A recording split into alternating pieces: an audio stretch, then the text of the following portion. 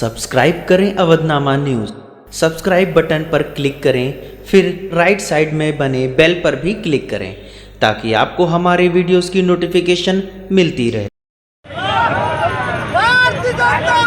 त्रिशूल और भगवा वेश धारण कर रवि किशन ने किया रोड शो।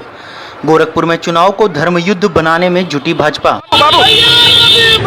काफी प्रतीक्षा के बाद गोरखपुर लोकसभा सीट के लिए भारतीय जनता पार्टी ने भोजपुरी फिल्म के सुपरस्टार रवि किशन शुक्ला को उम्मीदवार घोषित कर दिया।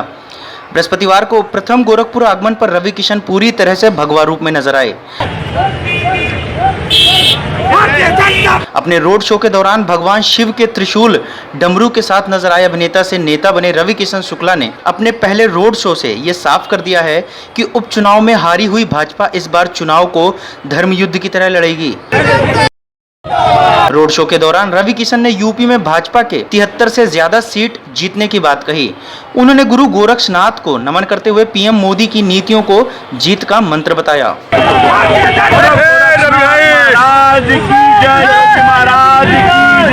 मोदी जी की नीतियां, भारतीय जनता पार्टी की नीतियां गरीब किसान के लिए और मोदी जी का ऐतिहासिक जीत के साथ भ्रष्टाचार के खिलाफ, आतंकवाद के खिलाफ, राष्ट्रवाद का प्रेम लेके मोदी जी जो लड़ रहे हैं, ये सारा जो एक झुंड आया